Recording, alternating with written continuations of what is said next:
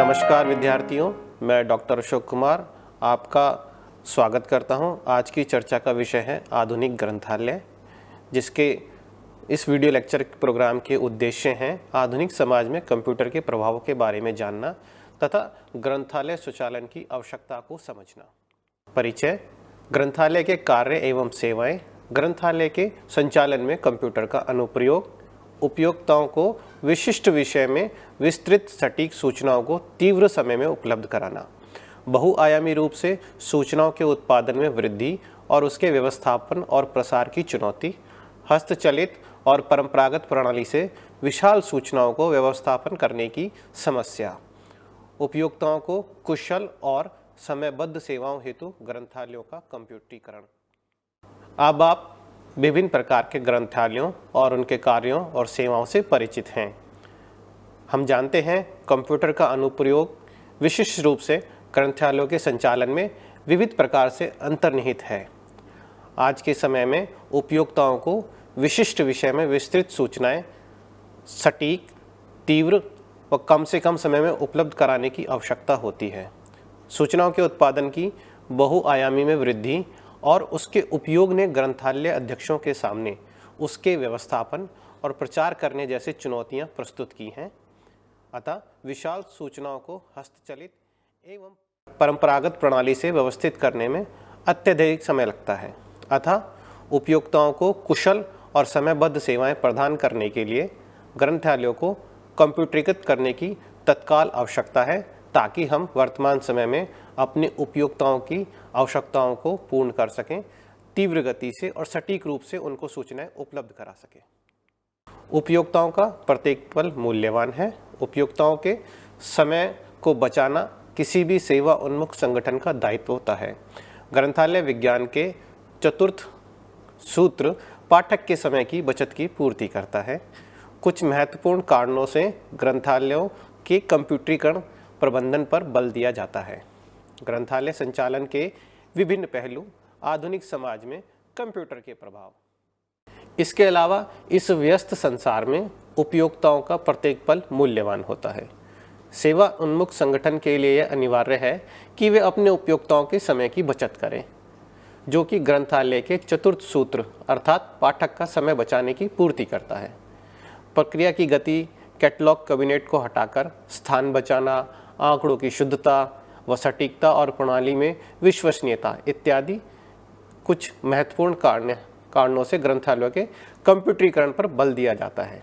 अतः इस पाठ में हम ग्रंथालय संचालन के विभिन्न पहलुओं और उसके आधुनिक समाज में कंप्यूटर के प्रभावों के बारे में चर्चा करेंगे। आइए आधुनिक समाज में कंप्यूटर के प्रभाव को समझें। वर्तमान युग कंप्यूटर का युग है। कंप्यूटर का दैनिक जीवन में उपयोग। कंप्यूटर प्रौद्योगिकी द्वारा सूचना संप्रेषण का संभव होना। कंप्यूटर प्रौद्योगिकी का व्यक्ति, संगठन, समाज पर प्रभाव। कंप्यूटर का सूचना संप्रेषण पर प्रभाव। कंप्यूटर प्रौद्योगिकी पूर्व अन्य प्रकार के संप्रेषण प्रणालियों का प्रयोग। आधुनिक समाज में कंप्यूटर का प्रभाव। कंप्यूटर का विकास 20वीं सदी की सबसे बड़ी वैज्ञानिक उपलब्धियों में से एक है और वर्तमान युग कंप्यूटर का युग है और अधिकांश लोग कंप्यूटर का उपयोग कर रहे हैं। आज कंप्यूटर हमारे दैनिक जीवन का अभिन्न अंग बन गया है। कंप्यूटर प्रौद्योगिकी ने सूचना संप्रेषण को विश्व के एक स्थान से दूसरे स्थान तक कुछ ही क्षणों में पहुंचना संभव बना दिया है। कंप्यूटर प्रौद्योगिकी से वर्तमान समाज में हमारे जीने के तरीकों में कई परिवर्तन आए हैं। इससे व्यक्ति ही नहीं बल्कि संगठन और समाज भी प्रभावित हुए हैं। हमारे व्यक्तिगत जीवन में हमने देखा है कि कंप्यूटर ने हमारी आपसी सूचनाओं के संप्रेषण की प्रणालियों पर अत्यधिक प्रभाव डाला है। आधुनिक समाज में कंप्यूटर का प्रभाव। हम जानते हैं पुराने माध्यमों के प्रयोग द्वारा सूचनाएं प्राप्त करने में देरी होती थी। अतः कंप्यूटर नेटवर्क और ईमेल, इंटरनेट, फ़ोन, मोबाइल आदि द्वारा जनसंचार, सूचना भेजने और प्राप्त करने के सस्ते सरल संसाधन, वीडियो कॉल और वीडियो कॉन्फ्रेंसिंग की सुविधा, लोगों के कार्य करने के तरीकों में बदलाव। कंप्यूटर का विभिन्न क्षेत्रों में विविध कार्यों में प्रयोग। सूचना प्रक्रिया, इसके उत्पादन में शीघ्रता व सटीकता। सामाजिक दृष्टिकोण में बदलाव। विगत वर्षों में जब कंप्यूटर प्रौद्योगिकी अपनी शैशव अवस्था में थी तब अन्य प्रकार के संप्रेषण प्रणालियां जैसे कि टेलीग्राम, पोस्ट और बाद में टेलीफोन पर विश्वास था। संचार प्रणाली के माध्यम संपर्क के लिए थे, यद्यपि सभी प्रकार के अपने आप में प्रभावशाली थे, लेकिन कई बार जैसे पोस्ट, टेलीग्राम आदि सूचनाएं प्राप्त करने में देरी होने से अविश्वसनीय साबित हुए। नेटवर्क की शुरुआत में कंप्यूटर, फ़ोन व मोबाइल जुड़े और आज हम इंटरनेट के माध्यम से ईमेल से संदेश भेजने और प्राप्त करने में सक्षम हैं। यह सूचना भेजने और प्राप्त करने का सस्ता, आसान और तेज़ तरीका है। इसके अलावा प्रौद्योगिकी से वीडियो कॉल और वीडियो कॉन्फ्रेंसिंग की सुविधा कंप्यूटर व मोबाइल पर प्रदान की जाती है। जैसे हम आज फेसबुक और व्हाट्सएप ऐप के थ्रू अपने परिचितों को व्हाट्सएप कॉल कर सकते हैं, फेसबुक कॉल कर सकते हैं। कंप्यूटर ने वास्तव में लोगों के कार्य करने के तरीके को बदल दिया है। कंप्यूटर से हम व्यवसाय, शिक्षा, विनिर्माण, परिवहन और अन्य क्षेत्रों के विविध कार्यों को कर सकते हैं। कंप्यूटर ने सूचना प्रक्रिया व नई सूचनाओं के उत्पादन में शीघ्रता एवं सटीकता प्रदान की है, जिससे संसार के दृष्टिकोण में बदलाव हुए हैं। अतः आधुनिक समाज में कंप्यूटर के प्रभाव को मार्टिन ने अपने मत अनुसार व्यक्त किया है, जिसे 3 भागों में बांटा गया है। हस्तचलित कार्यों को स्वचालित करना, यह समझना कि हम जो कार्य कर रहे हैं वह परिवर्तनशील हैं। इन शक्तियों के प्रक्रिया के परिणाम स्वरूप समाज में परिवर्तन होते हैं। मार्टिन के मत के अनुसार हमारे समाज में स्वचालन 3 स्तरों पर होता है। पहला, हस्तचलित कार्यों को स्वचालित करना। दूसरा, यह समझना कि हम जो कार्य कर रहे हैं वह परिवर्तनशील हैं। तीसरा, इन शक्तियों के प्रक्रिया के परिणाम स्वरूप समाज में परिवर्तन होते हैं। अतः मार्टिन के मत के अनुसार हमें इस बात की चिंता करने की आवश्यकता नहीं है, क्योंकि ग्रंथालय हमेशा प्रौद्योगिकी के प्रयोग में सबसे आगे रहे हैं। अतः 21वीं शताब्दी के ग्रंथालयों एवं सूचना समाज में विकास के लिए ये एक अच्छी पहल है। आइए ग्रंथालय स्वचालन की आवश्यकता को समझें। पहला, विकास की प्रक्रिया में सूचना को अनिवार्य योगदान है। लक्षित उपयोक्ताओं को समय पर उपलब्ध हो। योजना और विकास की गतिविधियों के लिए सूचना। हस्तचलित प्रणाली थकाने व समय नष्ट करने वाली है। उपयोक्ताओं की सूचना की तुरंत आवश्यकता। स्वचालन जैसी सुविधाजनक प्रक्रिया। ग्रंथालय स्वचालन के बारे में चिंतन। समग्र पर समस्त संग्रह को अपने उपयोक्ताओं को उपलब्ध कराने की क्षमता। वैज्ञानिकों, प्रौद्योगिकीविदों, शोधकर्ताओं, शिक्षकों आदि के द्वारा यह सर्वमान्य है कि विकास की प्रक्रिया में सूचना का अनिवार्य योगदान है। यह सूचना सिर्फ तभी मूल्यवान होती है जब लक्षित उपयोक्ताओं को समय पर उपलब्ध होती है।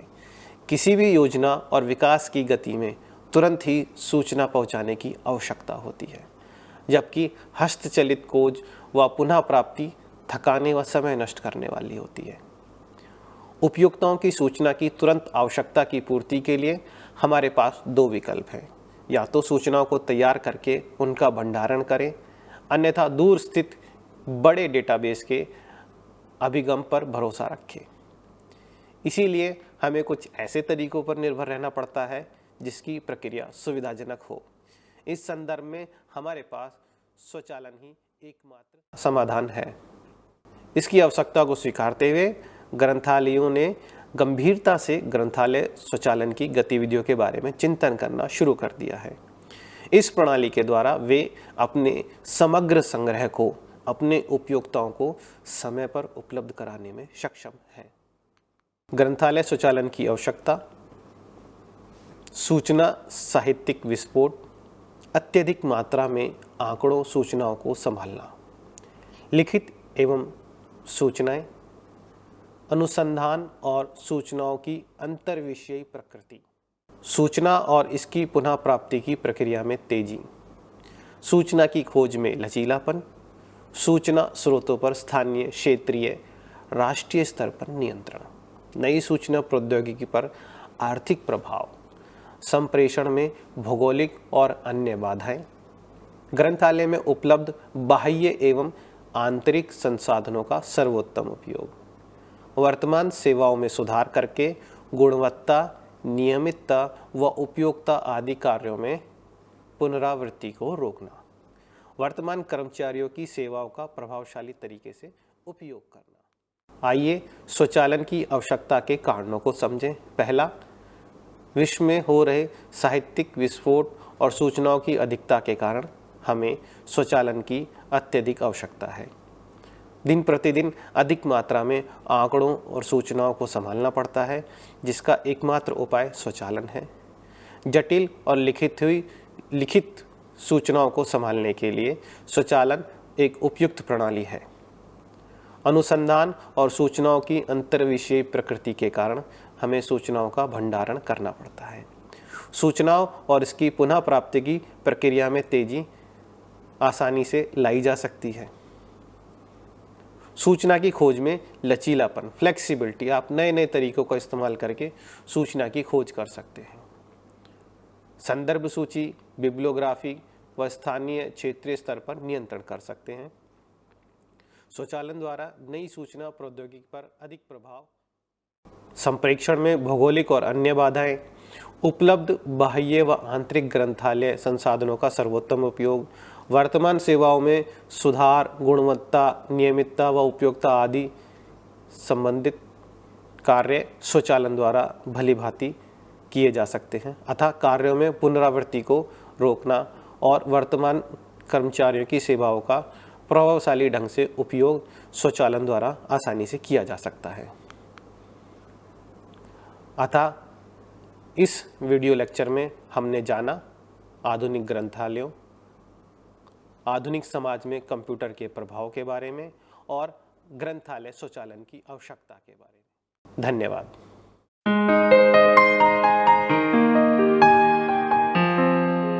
नमस्कार विद्यार्थियों, मैं डॉक्टर अशोक कुमार आपका आज के इस वीडियो लेक्चर आधुनिक ग्रंथालय स्वचालित में हार्दिक स्वागत करता हूं। पिछले वीडियो में हमने आधुनिक ग्रंथालयों के बारे में जाना। आज हम स्वचालित ग्रंथालयों के बारे में चर्चा करेंगे। इस चर्चा के विषय के उद्देश्य हैं ग्रंथालय स्वचालन को समझना, ग्रंथालय स्वचालन के मुख्य कारण और उद्देश्यों को जानना, ग्रंथालय स्वचालन के अनुप्रयोग के क्षेत्र जहां हम ग्रंथालय स्वचालन को इस्तेमाल कर सकते हैं। अतः ग्रंथालय स्वचालन का मुख्य रूप से अधिग्रहण, प्रसूचीकरण, कैटलॉगिंग, परिचालन, सर्कुलेशन, पत्रिका नियंत्रण और प्रतिवेदन जैसे उप अनुभागों में इस्तेमाल। स्वचालित ग्रंथालय की मुख्य विशेषताओं के बारे में इस लेक्चर में चर्चा करेंगे। आइए ग्रंथालय स्वचालन को समझें।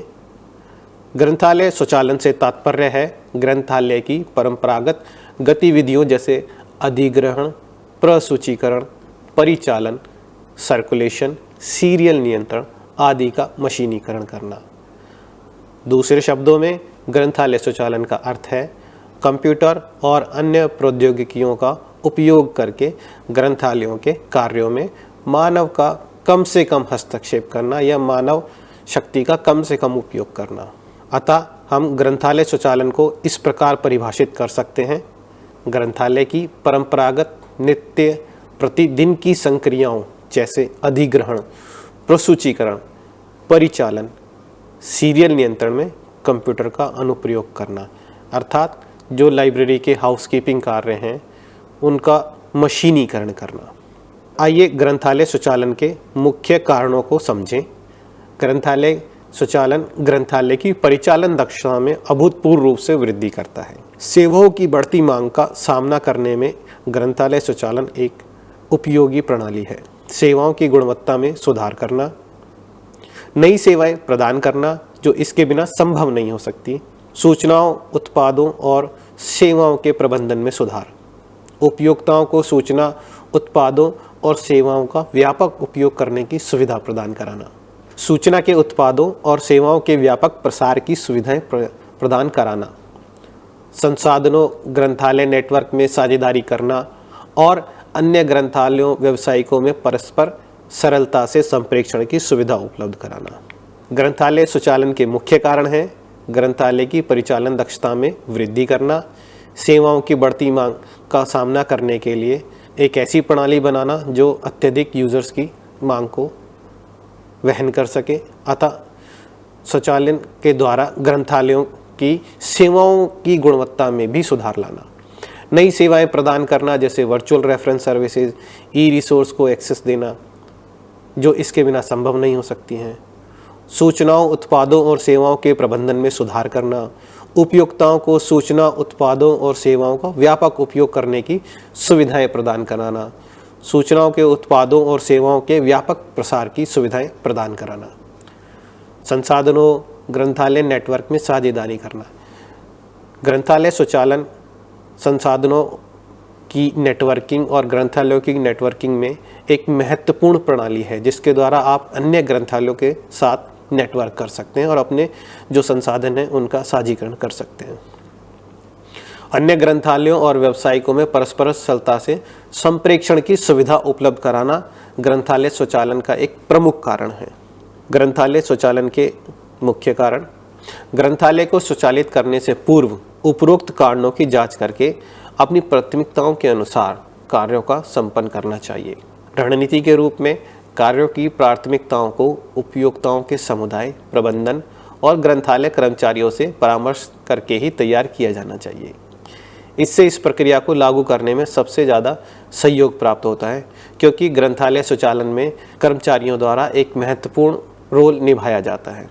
यहाँ पर यह भी महत्वपूर्ण है कि हमें ग्रंथालय स्वचालन को प्रभावित करने वाले घटकों को ध्यान में रखना चाहिए जैसे कि तकनीक, ट्रेनिंग की आवश्यकता, ग्रंथालय के विभिन्न प्रकार के संसाधन तथा बजट इत्यादि इत्यादि। यद्यपि ग्रंथालय स्वचालन में कंप्यूटर अहम भूमिका निभाते हैं परंतु दूरसंचार और रेप्रोग्राफिक प्रौद्योगिकी भी उतना ही महत्वपूर्ण भूमिका निभाती है क्योंकि यह सब भी ग्रंथालय स्वचालन में मदद प्रदान करते हैं। आइए ग्रंथालय स्वचालन के अनुप्रयोग के क्षेत्रों को समझें। ग्रंथालय स्वचालन की आधारभूत गतिविधियां बिना ग्रंथालय के आकार और प्रकार को ध्यान में रखते हुए निम्नलिखित हैं: अधिग्रहण, प्रसूचीकरण जिसे हम कैटलॉग भी बोलते हैं, देय आदेय या सामान्य बोलचाल की भाषा में परिचालन, सीरियल, पत्र पत्रिका पर नियंत्रण, प्रतिवेदन। अतः उपरोक्त गतिविधियां आपस में एक दूसरे से जुड़ी हैं और अनुक्रम में निष्पादित करने से ग्रंथालय की सेवाओं को बेहतर बनाया जा सकता है। ग्रंथालय स्वचालन के उपयोग के क्षेत्र: हस्तचलित पारंपरिक ग्रंथालय के कार्य जैसे अधिग्रहण, तकनीकी प्रक्रिया, सर्कुलेशन, सीरियल नियंत्रण, देय आदेय और संदर्भ सेवाएं काफ़ी समय लेती हैं। हालांकि ये सभी गतिविधियां ग्रंथालय के कार्य करने के लिए अनिवार्य हैं। हस्तचलित कार्य में विभिन्न गतिविधियों की पुनरावृत्ति हो जाती है। इस प्रकार स्वचालन का उद्देश्य इन गतिविधियों को एकीकृत करके कार्य की पुनरावृत्ति को कम करना होता है। अतः ग्रंथालय स्वचालन की आधारभूत गतिविधियों, उनके आकार व प्रकार को ध्यान में रखते हुए निम्नलिखित क्षेत्रों में ग्रंथालय स्वचालन का अनुप्रयोग किया जा सकता है। पहला, अधिग्रहण। दूसरा, प्रसूचीकरण या कैटलॉगिंग। तीसरा, देय आदेय या परिचालन। चौथा, सीरियल, पत्र पत्रिका पर नियंत्रण। अतः पांचवा, प्रतिवेदन।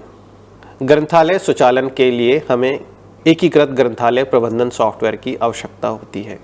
एकीकृत ग्रंथालय सॉफ्टवेयर पैकेज के रूप में उपलब्ध होते हैं जो ग्रंथालय स्वचालन में प्रयोग किए जा सकते हैं। ILMS पैकेज ग्रंथालयों को सभी गतिविधियों एवं दिन प्रतिदिन के कार्यों को एकीकृत करता है। कोहा इसी प्रकार का एक एकीकृत ग्रंथालय प्रबंधन सॉफ्टवेयर है जो पुस्तकालय स्वचालन में प्रयोग किया जाता है। आइए ग्रंथालय स्वचालन के मुख्य उद्देश्यों को समझें। पहला, सेवाओं व कार्यों का निष्पादन। दूसरा, उत्पादकता यानी कि आउटपुट के स्तर में सुधार और गुणवत्ता में सुधार लाना। अतः तीसरा, उन सेवाओं की पूर्ति करना जो हस्तचलित प्रक्रिया द्वारा संभव नहीं हो सकती हैं, जैसे संसाधनों में साझेदारी और केवल इलेक्ट्रॉनिक रूप में उपलब्ध सूचनाएं, उदाहरण के स्वरूप CD-ROM, इंटरनेट संसाधन, डेटाबेस इत्यादि। इस प्रकार ग्रंथालय स्वचालन के मुख्य उद्देश्य हैं सेवाओं व कार्यों का निष्पादन करना, आउटपुट के स्तर और गुणवत्ता में सुधार लाना और उन आवश्यकताओं की पूर्ति करना जो हस्तचलित ग्रंथालय में संभव नहीं है, जैसे संसाधनों की साझेदारी करना और केवल इलेक्ट्रॉनिक रूप में उपलब्ध सूचनाओं को पाठकों को उपलब्ध कराना, जैसे CD-ROM, इंटरनेट और डेटाबेसेस इत्यादि। आइए ग्रंथालय स्वचालन का अधिग्रहण अनुभाग पर प्रभाव समझें। पाठ्य सामग्री, पुस्तकें, पत्र, पत्रिका इत्यादि प्राप्त करना। अन्य पाठ्य सामग्री, समाचार पत्र, डेटाबेस, ई पुस्तकें, इलेक्ट्रॉनिक सामग्री, नक्शे, चार्ट इत्यादि अर्जित करना। विशाल मात्रा में आंकड़े, असंख्य फाइलें, अभिलेख आदि का रखरखाव। प्रतिदिन के थकाऊ और पुनरावृत्ति वाले कार्य, कंप्यूटर का नित्य प्रतिदिन के कार्यों में उपयोग। पुस्तकालय स्वचालन का अधिग्रहण अनुभाग में प्रभाव। ग्रंथालय के अधिग्रहण प्रभाग में हम पाठ्य सामग्री, पुस्तकें, इलेक्ट्रॉनिक सामग्री, नक्शे, चार्ट इत्यादि प्राप्त करते हैं। इन पाठ्य सामग्रियों जिसमें शामिल हैं पत्र पत्रिकाएं, समाचार पत्र, डेटाबेस, ई पुस्तकें आदि पत्र पत्रिका विभाग, सीरियल प्रभाग द्वारा अर्जित की जाती हैं। हस्तचलित अधिग्रहण प्रणाली में विशाल मात्रा में आंकड़ों, असंख्य फाइलों, अभिलेखों आदि का रखरखाव शामिल होता है, जिसमें दिन प्रतिदिन के थकाऊ और पुनरावृत्ति वाले कार्य होते हैं। कंप्यूटर के द्वारा इन नित्य प्रतिदिन के कार्यों को शीघ्र व सटीकता के साथ पूरा किया जा सकता है। आइए अधिग्रहण प्रभाग के प्रमुख कार्यों को समझें। प्रलेखों का चयन, प्रलेखों के क्रय आदेश बनाना, प्रलेखों के क्रय आदेश जारी करना, प्रलेखों के आदेशों को रद्द व उनका दावा करना, बिलों की प्राप्ति एवं उसका प्रक्रियाकरण करना, खरीद क्रय में विस्तार, उपहार की जानकारी, ग्रंथालय संबंधी वित्तीय अनुदानों को व्यवस्थित करना, निधि आवंटन एवं उसके समायोजन की ट्रैकिंग करना। अतः आवंटित निधि से खर्च, जिसमें शामिल है नकद शेष, विशिष्ट लेन देन, वित्तीय सूचनाओं का अद्यतीकरण। अतः अधिग्रहण विभाग के प्रमुख कार्य हैं प्रलेखों का चयन करना, चयनित प्रलेखों के आदेश तैयार करना तथा उन प्रलेखों के क्रय आदेश बनाना, प्रलेखों के आदेशों को रद्द एवं प्राप्त न होने वाले प्रलेखों का दावा करना, बिलों की प्राप्ति एवं उनका प्रक्रियाकरण करना यानी कि प्रोसेसिंग करना, खरीद व क्रय में विस्तार, उपहार की जानकारी की ट्रैकिंग करना, ग्रंथालय में समस्त वित्तीय अनुदानों को व्यवस्थित करना, निधि आवंटन और उसके समायोजन की ट्रैकिंग करना एवं आवंटित निधि से किए गए खर्च का लेखा जोखा रखना, नकद शेष, विशिष्ट लेन देनों के अभिलेखों द्वारा वित्तीय सूचनाओं का अद्यतीकरण करके अद्यतन के खर्चों की ट्रैकिंग करना। यह सब अधिग्रहण विभाग के कुछ प्रमुख कार्य हैं जो हम ग्रंथालय स्वचालन के द्वारा आसानी से कर सकते हैं। चूँकि एक परंपरागत पुस्तकालय में यह कार्य बहुत ज़्यादा टाइम लेते हैं, समय लेते हैं, बहुत ज़्यादा मेहनत के कार्य होते हैं, जिनको हम लाइब्रेरी ऑटोमेशन यानी कि स्वचालन के द्वारा आसानी से कर सकते हैं। आइए कंप्यूटरीकृत प्रणाली में अधिग्रहण को समझें। कंप्यूटरीकृत प्रणाली में प्रलेखों के बिब्लियोग्राफिक डेटा संबंधी विवरणों की प्रविष्टि करना, तत्पश्चात प्रसूचीकरण मॉड्यूल में आयात करके प्रसूचीकरण विवरण बनाना और सामान्य हस्तचलित प्रणाली में सभी गतिविधियों के लिए बार बार विवरण तैयार करने पड़ते हैं। उक्त कार्यों को हस्तचलित प्रणाली की तुलना में कंप्यूटरीकृत प्रणाली द्वारा शीघ्रता एवं निपुणता से कर सकते हैं। अतः कंप्यूटरीकृत प्रणाली में प्रलेखों के बिब्लियोग्राफिक डेटा संबंधी विवरणों को एक बार प्रविष्टि के उपरांत इनका उपयोग दिन प्रतिदिन गतिविधियों में जैसे पुनः जांच, क्रय आदेश, प्राप्ति, अधिग्रहण करने में और इनके विवरणों का प्रसूचीकरण मॉड्यूल में आयात करके प्रसूचीकरण विवरणी बनाना है। इस प्रणाली से वाङ्मय बिब्लियोग्राफिक विवरणों को एक ही बार में मॉड्यूल में डाला जा सकता है, जबकि सामान्य हस्तचलित प्रणाली में सभी गतिविधियों के लिए आपको बार बार विवरण तैयार करने पड़ते हैं। उपरोक्त सभी कार्यों को हस्तचलित प्रणाली की तुलना में कंप्यूटरीकृत प्रणाली द्वारा अधिक शीघ्रता एवं निपुणता से पूरा किया जा सकता है। आइए ग्रंथालय स्वचालन का प्रसूचीकरण यानी कि कैटलॉगिंग अनुभाग पर प्रभाव को समझें। प्रसूचीकरण प्रभाग में प्रलेखों का वर्गीकरण एवं प्रसूचीकरण तैयार किया जाता है, जिसमें सेवाओं की गुणवत्ता पर स्वचालन का अत्यधिक प्रभाव पड़ता है और व्यवसायिकों का मूल्यवान समय दैनिक कार्यों में व्यतीत होने के कारण एवं थका देने वाली पुनरावृत्ति की प्रक्रियाएं एक ही बार में प्रासंगिक आंकड़ों को तैयार करना व उपलब्ध अन्य कार्यों हेतु कराना है। तत्पश्चात अभिलेखों के विवरणों को ग्रंथालयों में ही पुनः प्राप्त करना, कंप्यूटर द्वारा निपुणता से जांच, सामग्रियों की खोज, उपयोक्ताओं को आसान अधिगम उपलब्ध कराना, कंप्यूटरीकृत के द्वारा नए आगमन की सूची पत्रक मुद्रित करना एवं वांग्मय बिब्लियोग्राफी आदि तैयार करना है। आइए प्रसूचीकरण यानी कि कैटलॉगिंग प्रभाग के ऊपर ग्रंथालय स्वचालन के प्रभाव को समझें। ग्रंथालय में ग्रंथ प्राप्ति के बाद उसे अधिग्रहण संख्या दी जाती है तथा उसके बाद उसका वर्गीकरण यानी कि क्लासिफिकेशन और प्रसूचीकरण यानी कि कैटलॉगिंग करके तैयार किया जाता है। प्रसूचीकरण ग्रंथालय के संग्रहों की खिड़कियां यानी कि झरोखे के समान होती हैं, जिससे स्वचालन का प्रभाव उनकी सेवाओं की गुणवत्ता पर लंबे समय तक पड़ता है। हस्तचलित वातावरण में व्यावसायिकों का सबसे ज़्यादा मूल्यवान समय सूची पत्रक तैयार करने, उन्हें छांटने और उन्हें पंक्तिबद्ध करने में ही खर्च होता है। पुनरावृत्तियों वाली प्रविष्टियों की जांच की प्रक्रिया थकाने व समय नष्ट करने वाली होती है। स्वचालित प्रणाली में एक बार प्रासंगिक आंकड़ों को तैयार करके कंप्यूटर में उपलब्ध करा दिया जाता है, जिससे मानक प्रारूप में प्रसूची तैयार की जा सकती है। इसके पश्चात इन अभिलेखों के विवरणों को ग्रंथालय नेटवर्क द्वारा ग्रंथालय में ही उत्पन्न करके उपयोक्ताओं के विभिन्न प्रकार से अधिगमों को बहुत जल्द व कुशलता द्वारा पूरा किया जा सकता है।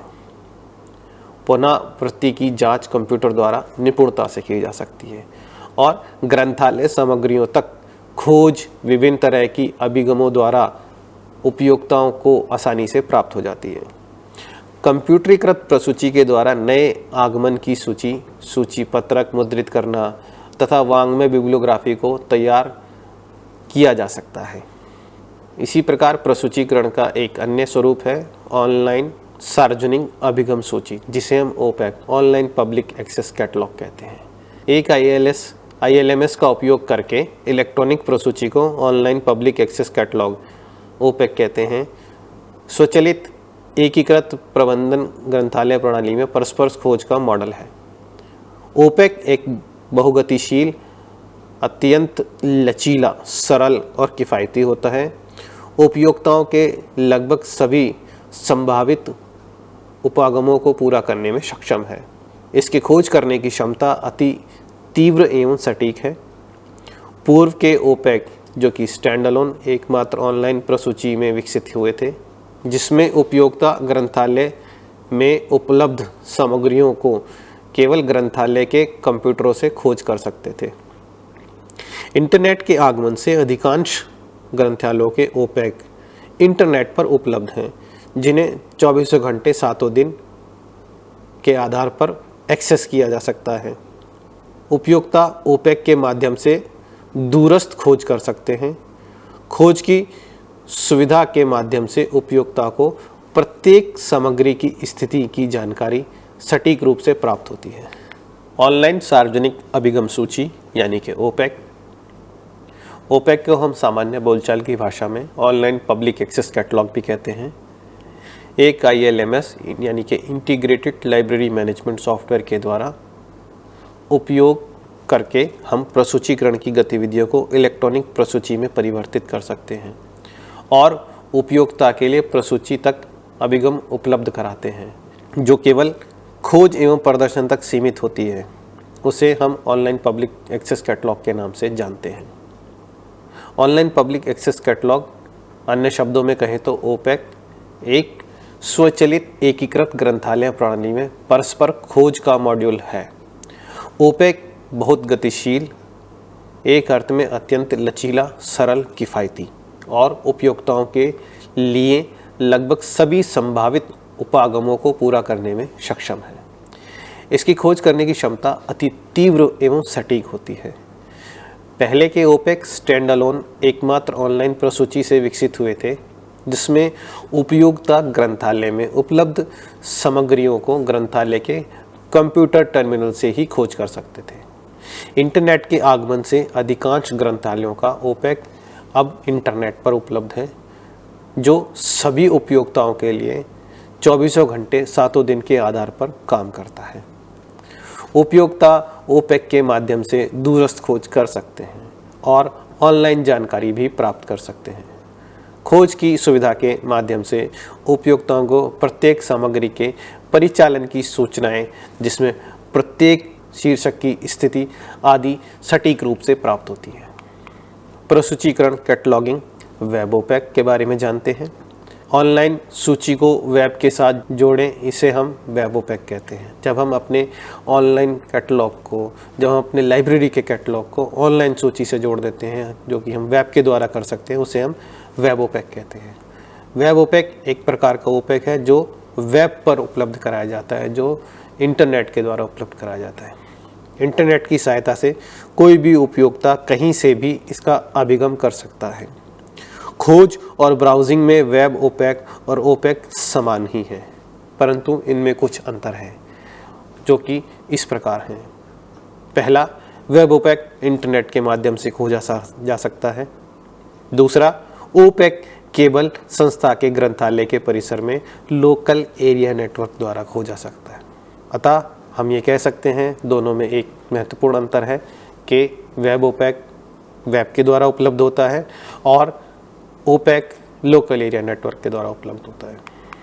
अतः सरल शब्दों में कहें तो ओपेक दुनिया के किसी भी कोने में वेब ओपेक के माध्यम से ग्रंथालय की खोज कर सकते हैं। उदाहरण के लिए आप NIOS की ग्रंथालय की प्रसूची की सूचनाएं उनके वेब लिंक द्वारा प्राप्त कर सकते हैं। वर्तमान स्क्रीनशॉट ग्रंथालय स्वचालन प्रसूचीकरण वेब ओपेक का एक उदाहरण है, जो कि NIOS के ओपन स्कूल द्वारा बनाया गया है और यह 24/7 यानी कि 24 घंटे 7 दिन वेब के द्वारा अपने यूज़र्स के लिए उपलब्ध है। आइए ग्रंथालय स्वचालन का परिचालन अनुभाग पर प्रभाव समझें। एक परिचालन अनुभाग के मुख्य कार्य इस प्रकार हैं: प्रलेखों का निर्गम करना, चार्जिंग करना यानी कि प्रलेखों को इशू करना, प्रलेखों की वापसी, डिस्चार्जिंग करना यानी कि रिटर्न प्राप्त करना, पुनः प्राप्ति करना, प्रलेखों का नवीनीकरण करना, प्रलेखों की ऋण अवधि पता करना, कार्यक्रमों का पराक्रम प्रोसेसिंग करना, प्रलेखों पर नियंत्रण करना, उपयोक्ताओं को सूचना संदेश देना, ऑनलाइन एवं ऑफलाइन प्रसंस्करण के लिए देय, अदेय, अभिलेख, युक्तियाँ डिवाइस करना, स्टॉक सूची का नियंत्रण करना। परिचालन यानी सर्कुलेशन अनुभाग में उपयोक्ता और कर्मचारियों के बीच सीधा संपर्क होता है, क्योंकि इसी विभाग द्वारा अपने उपयोक्ताओं को प्रलेखों का देय अदेय सर्कुलेशन किया जाता है। इसलिए कुशल और त्वरित सेवाओं की आवश्यकता होती है। परिचालन अनुभाग के कुछ मुख्य कार्य हैं: प्रलेखों का निर्गम कार्य करना, उपयोक्ताओं द्वारा प्रलेखों की वापसी करना, प्रलेखों का नवीनीकरण करना, प्रलेखों की ऋण अवधि कार्यक्रमों का पराक्रम यानी कि प्रोसेसिंग करना, प्रलेखों पर नियंत्रण करना, उपयोक्ताओं को सूचना संदेश देना, ऑफलाइन एवं ऑनलाइन प्रसंस्करण के लिए देय, अदेय, अभिलेखन युक्तियां डिवाइस करना, स्टॉक सूची का नियंत्रण करना। ग्रंथालय स्वचालन का परिचालन अनुभाग पर प्रभाव। परिचालन डेस्क में लेन देन विवरण जैसे कार्य होते हैं। परिचालन मॉड्यूल में 2 प्रधान फाइलों की सहायता से कार्य होता है, जो उपयोक्ताओं एवं पुस्तकों का डेटाबेस होता है। परिचालन मॉड्यूल और ग्रंथालय प्रसूची को एकीकरण करने से प्रलेखों की स्थिति की जानकारी प्राप्त होती है। ग्रंथालय की परिचालन नियंत्रण प्रणाली को ग्रंथालय के अन्य कार्यों सहित एकीकृत करने की प्रवृत्ति से उपयोक्ताओं के समय की बचत होती है। परिचालन में RFID बारकोड जैसी तकनीकों का उपयोग पुस्तकों की चोरी को रोकता है। परिचालन डेस्क में लेन देन विवरण जैसे चार्जिंग, निर्गम, आदाय, वापसी, पुनःआदाय, निर्गम, आरक्षित, आरक्षण, ओवरड्यू, अनुस्मारक और अन्य सांख्यिकीय आदि समय नष्ट करने वाले थकाऊ और त्रुटिपूर्ण कार्यों की संभावना से भरे होते हैं। परिचालन अनुभाग की गतिविधियों में स्वचालन से ग्रंथालय को लाभ होता है। बारकोड सुविधाओं से परिचालन की गतिविधियों की दक्षता, गति में अत्यधिक सुधार आता है। आजकल ग्रंथालय की परिचालन नियंत्रण प्रणाली को ग्रंथालय के अन्य कार्यों सहित एकीकृत करने की प्रवृत्ति है, जैसे ऑनलाइन सार्वजनिक अभिगम प्रणाली, अंतर ग्रंथालय ऋण, इलेक्ट्रॉनिक मेल, अनुस्मारक, पुस्तक आरक्षण की स्थिति आदि से उपयोक्ताओं के समय की बचत होती है। आजकल परिचालन में रेडियो फ्रीक्वेंसी पहचान यानी कि RFID को स्वचालन के लिए आरंभ किया गया है, जिसके परिणाम स्वरूप पुस्तकों की चोरी को भी रोका जा सकता है। पत्रिका नियंत्रण विभाग के मुख्य कार्य इस प्रकार हैं। पत्रिकाओं का शुल्क, ई पत्रिकाओं और डेटाबेस की सदस्यता पत्रिका शुल्क का नवीनीकरण करना, ई पत्रिका और डेटाबेस की सदस्यता शुल्क का नवीनीकरण करना, गुम हुए अंकों का दावा करना, पत्रिकाओं का प्रतिस्थापन करना, विनिबंध यानी कि मोनोग्राफ, क्रमिक प्रकाशन उनका प्रबंध करना एवं बीजक प्रस्तुतिकरण यानी कि बिल्स को प्रेजेंट करना। पत्रिका यानी कि सीरियल नियंत्रण अनुभाग का मुख्य कार्य है पत्रिकाओं पर नियंत्रण करना, जो कि एक जटिल प्रक्रिया है। इसमें बड़ी संख्या में प्रकाशनों व उनके खर्चों का रखरखाव किया जाता है। पत्रिका नियंत्रण विभाग के कुछ मुख्य कार्य इस प्रकार हैं। पत्रिकाओं का शुल्क यानी कि पत्रिकाओं को सब्सक्राइब करना, ई पत्रिकाओं और डेटाबेस की सदस्यता लेना, सदस्यता पत्रिका शुल्क का नवीनीकरण कराना, ई पत्रिका और डेटाबेस की सदस्यता शुल्क का नवीनीकरण कराना, अतः गुम हुए अंकों के लिए दावा करना, पत्रिकाओं का प्रतिस्थापन करना, विनिबंध मोनोग्राफ क्रमिक प्रकाशन का प्रबंध करना एवं बीजक प्रस्तुतिकरण करना। इसके अतिरिक्त पत्रिका नियंत्रण विभाग में रसीदों, अनुस्मारकों, पत्रिका वापस ना मिलने वाले अंकों का दावा करना, अवधि परिवर्तन, शीर्षक, विषय आदि की समस्याओं का मानवीय रूप से क्रियान्वित करना पड़ता है, जिसके कारण सीरियल नियंत्रण के लिए स्वचालन की आवश्यकता पड़ती है। स्वचालन के आने से अधिकांश कार्य सरल एवं कुशलता से पूरे किए जा सकते हैं। ग्रंथालय स्वचालन का प्रतिवेदन अनुभाग पर प्रभाव। ग्रंथालय गतिविधियों से संबंधित विविध प्रतिवेदन और सांख्यिकीय आंकड़ों का रखरखाव रखना होता है। सांख्यिकीय सूचना विश्लेषण के उपकरणों का रखरखाव करना, उपयोक्ताओं, प्रकाशकों, आपूर्तिकर्ताओं की सूची का रखरखाव, स्टॉक की जांच का प्रतिवेदन तैयार करना इत्यादि। प्रतिवेदन अनुभाग पर स्वचालन का प्रभाव। उपरोक्त प्रक्रियाओं के अतिरिक्त एकीकृत प्रबंधन प्रणाली यानी कि ILMS द्वारा इस प्रकार प्रबंधन किया जाना चाहिए जिससे उपयोक्ताओं को अत्यधिक लाभ हो, सुरक्षा के समुचित उपाय हों एवं समय पर ग्रंथालय सामग्री प्राप्त हो सके। एक ILMS प्रतिवेदन मॉड्यूल में निम्नलिखित कार्य किए जाते हैं। पहला, ग्रंथालय गतिविधियों से संबंधित विविध प्रतिवेदन और सांख्यिकीय आंकड़े तैयार करना, सांख्यिकीय सूचना विश्लेषण के उपकरण इस्तेमाल करना, उपयोक्ताओं, प्रकाशकों और आपूर्तिकर्ताओं की सूची का रखरखाव करना एवं स्टॉक की जांच का प्रतिवेदन आदि तैयार करना सम्मिलित होते हैं। इसके अतिरिक्त प्रतिवेदन मॉड्यूल में ग्रंथालय कर्मचारियों और उपयोक्ताओं के लिए संदेश तैयार करना, ग्रंथालय प्रशासन के उद्देश्यों को ध्यान में रखकर खोए हुए ग्रंथों, जल्दबंदी के लिए भेजे गए ग्रंथों आदि की सूचनाओं का प्रतिवेदन तैयार करना। उपरोक्त सभी गतिविधियों के पश्चात आइए अब हम स्वचालित ग्रंथालय की मुख्य विशेषताओं के बारे में समझें। एक स्वचालित ग्रंथालय की मुख्य विशेषताएं हैं उपयोक्ताओं को समय पर ग्रंथालय सामग्रियां प्रदान करना। दूसरा, दैनिक कार्यों को कम करना या उन्हें अधिक कुशलता से करना। तीसरा, सामग्री के अधिग्रहण, प्रबंधन, बजट, प्रशासन और अभिलेखों के रखरखाव में सामग्री की बचत करना। सूचना पुनः प्राप्ति के समर्थन के नए संसाधनों के द्वारा उपयोक्ताओं को विश्व की सूचना से परिचित कराना। प्रसूची पत्रकों से ना खोज पाने वाले संसाधनों की खोज की नई रणनीतियों का प्रयोग करना। उपयोक्ताओं को ग्रंथालय की सामग्रियों व बाह्य सामग्रियों की खोज की सुविधाएं प्रदान करना। अतः अंतिम, उपयोक्ताओं को प्रेरित करके उन्हें समस्या समाधान और सूचना पुनः प्राप्ति के कौशल प्रदान करना। आइए अब स्वचालित ग्रंथालय की मुख्य विशेषताओं को समझें। एक ग्रंथालय को अपने दैनिक कार्यों को स्वचालित करने के लिए अपने उपयोक्ताओं को स्वचालित सेवाएं प्रदान करनी चाहिए।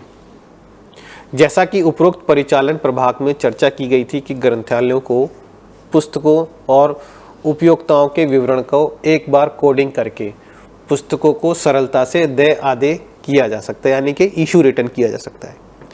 स्वचालन के द्वारा ही यह सेवाएं दी जा सकती हैं। अतः एक स्वचालित ग्रंथालय की मुख्य विशेषताएं होती हैं उपयोक्ताओं को समय पर ग्रंथालय सामग्रियां प्रदान करना। दूसरी, दैनिक कार्यों को कम करना या उन्हें अधिक कुशलता से करना। तीसरा, सामग्री के अधिग्रहण, क्रमिक पत्रिका प्रबंधन, बजट प्रशासन और अभिलेख के रखरखाव में समय की बचत करना। चौथा, सूचना पुनः प्राप्ति के समर्थन के नए संसाधनों के द्वारा उपयोक्ताओं को विश्व की सूचनाओं से परिचित कराना। पांचवा, उपयोक्ताओं को खोज की उन रणनीतियों की प्रयोग की अनुमति देना जिससे प्रसूची पत्रकों से भी अधिक खोजी जा सके। छठा, उपयोक्ताओं को ग्रंथालय की सामग्रियों व बाह्य सामग्रियों की खोज की सुविधाएं प्रदान करना। सातवां, उपयोक्ताओं को प्रेरित करके उन्हें समस्या समाधान और सूचना पुनः प्राप्ति के कौशल प्रदान करवाना। इस वीडियो लेक्चर में हमने समझा ग्रंथालय स्वचालन के बारे में, ग्रंथालय स्वचालन के मुख्य कारण और उसके उद्देश्यों के बारे में, ग्रंथालय स्वचालन के अनुप्रयोग के क्षेत्र उनके बारे में समझा, तथा ग्रंथालय स्वचालन का ग्रंथालय के विभिन्न प्रभागों पर प्रयोग जैसे कि अधिग्रहण, प्रसूचीकरण, ओपैक, वेब ओपैक, परिचालन, पत्रिका नियंत्रण एवं प्रतिवेदन प्रभाग पर ग्रंथालय स्वचालन के प्रभाव को समझा। स्वचालित ग्रंथालय की मुख्य विशेषताओं के बारे में चर्चा की। धन्यवाद।